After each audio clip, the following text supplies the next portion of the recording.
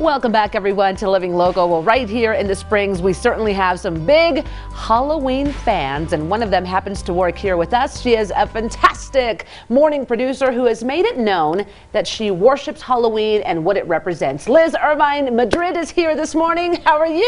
I am feeling spooky, and I'm feeling fabulous. You look amazing.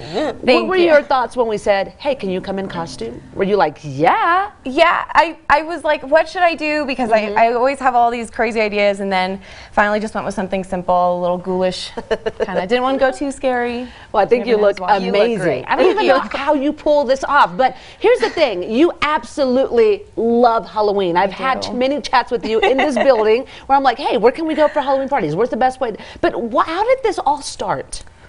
Yeah, I really don't know. I've like tried to think of where it started or how it started, but pretty much for as long as I can remember, I've just been attracted to kind of like the strange and unusual, and I love dressing up.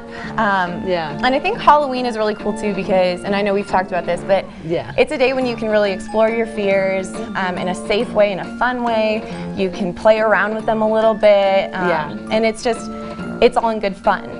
It really is. Cool. You are, though, the biggest Halloween fan. Yes. I like to say so. I have a lot of Halloween fan friends who I'm sure we could all compete for the title, but I think it's great, and especially when you say it's kind of part of my identity. It is. If I could do this every day, I would. I think of that for her. I mean, when I think of you, I think of Halloween. So you've definitely I've done something right. All right. You've done something right, and actually, your wedding and your proposal all revolved around Halloween, which is so cool. So tell us about that. How did the idea come about, or were you just like, this is how it's going to be?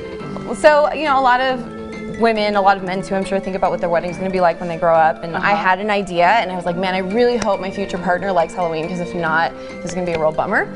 And luckily, I met someone who I think loves Halloween as much, if not more than I do. Wow. Really? And we started we started volunteering at a nonprofit haunted house together, and that's actually where he proposed.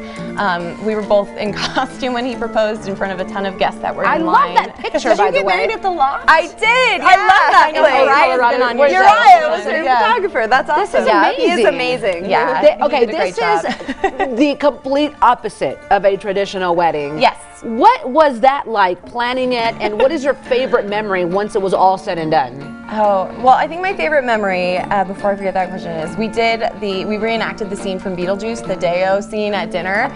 Complete surprise to all of our guests. I think I might have told my mom. I think that was the only person I warned, but all of the bridal party, the wedding party, everybody got in on it, and so that was pretty fun. Yeah. And just planning an alternative wedding is that. So that's actually that's the day that we signed our marriage license inside of the haunted house on Friday the 13th. This is amazing. And you are the coolest person ever. I love I have to ask you. Yes. How did you meet and marry somebody that is even more into Halloween? I know, this how did is it like come together? Horror at first sight, right? Yeah, horror at first sight. Oh, I like that. Horror at first sight. Well, we were both teachers, so we actually, a lot of people think that we met in the haunted house, but we didn't. I started working there, and I was like, you know what, you really like Halloween too, you should come and do this. And then, of course, he had to one-up me every night. He was fabulous. He's really good at scaring people.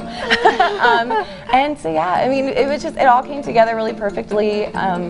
It's my own creepy little dreams come true. I absolutely dark fairy tale. love you guys. Yeah, you are also amazing when it comes to costumes. And before we go through some tips, I want to show people some of the ones that you've been in the previous years, like Queen of Hearts, Sweeney Todd, and Mrs. Lovett. Girl, you're killing it. These are amazing. This was actually for the that was for a charity hair show. This one was for the Old Colorado City Cemetery tour. So we like to volunteer too a lot. I like that was creepy. Yeah.